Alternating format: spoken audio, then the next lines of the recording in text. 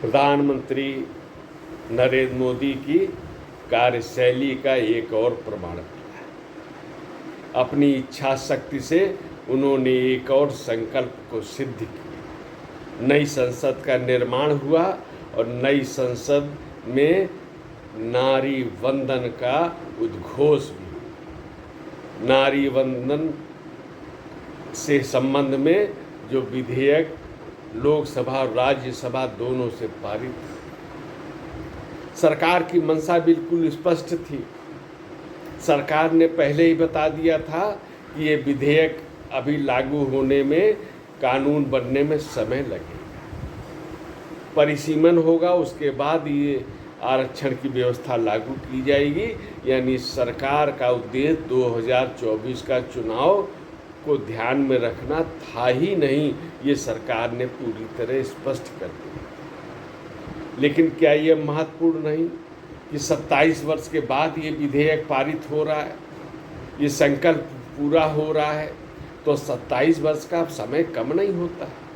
2011 में तो राज्यसभा से भी पारित हो गया था, तब आरक्षण की ये सब बात नहीं हुई थी, कैसे पारित हो गया। तो महत्वपूर्ण ये है कि कोई भी संविधान संशोधन का अधिकार संसद को होता है, एक बड़ी बाधा को पार करने का काम ये नरेंद्र मोदी की कुशलता से संभव हुआ। विपक्ष ने तो पूरी तरह हंगामे के लग रहा है कि इंतजाम करके रखा था।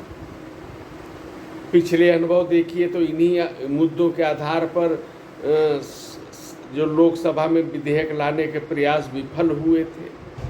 इस बार भी वही दिखाई दे रहा था। जो यूपीए सरकार के समय था वही तो आज इंडिया अलायंस के रूप में सामने है विपक्ष में। अपने को ओबीसी, दलित, वंचित और मुसलमानों को का हितैषी बताने के लिए एक प्रकार से लोकसभा और राज्यसभा में इंडिया अलायंस के नेताओं के बीच एक होड़ लगी। कौन कितना अधिक आरक्षण को लेके बोल सकता है, इस प्रकार की प्रतिस्पर्धा वहाँ देखने को 2 दिन मिली, संसद में और राज्यसभा, लोकसभा में। तो इसका निहितार्थ क्या हुआ, यानी सरकार की मंशा स्पष्ट थी कि 2024 के इलेक्शन से इसका कोई संबंध नहीं है, लेकिन विपक्ष ने, इंडिया अलायंस के नेताओं ने इसको 2024 के चुनाव प्रचार की दृष्टि से ही अपने सारे भाषणों को केंद्रित रखा। महिला आरक्षण का विषय इनके लिए महत्वपूर्ण नहीं था। ये अपने को केवल ओबीसी, दलित, वंचित इनका हितैषी बताना चाहते थे, लेकिन ये मंसूबा भी नाकाम किया गया।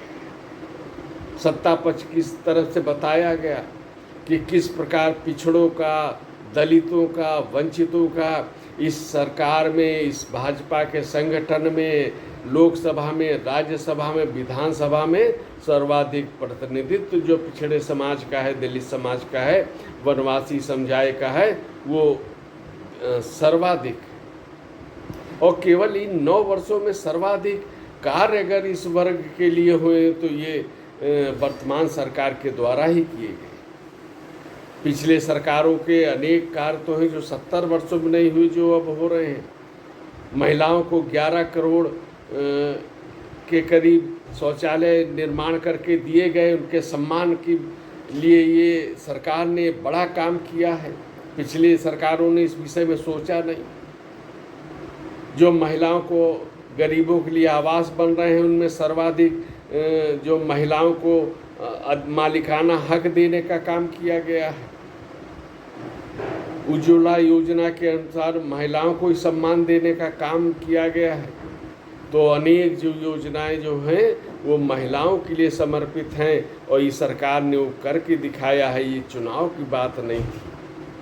और ये प्रधानमंत्री की कार्यशैली देखी। कुछ वर्ष पहले तक माना जाता था कि अनुच्छेद 370 को कोई छू नहीं सकता।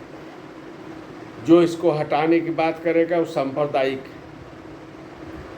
यही केवल जम्मू कश्मीर को जोड़ने का माध्यम है 370। हटेगा तो कोई तिरंगा उठाने वाला नहीं रहेगा। तो जिसको असंभव मान लिया गया था उस कार्य को संभव केवल 2 दिन में नरेंद्र मोदी की सरकार ने करके दिखा दिया। एक दिन राज्यसभा से विधेयक पारित हुआ, एक दिन लोकसभा से पारित हुआ, जिसे लोग असंभव कह रहे थे।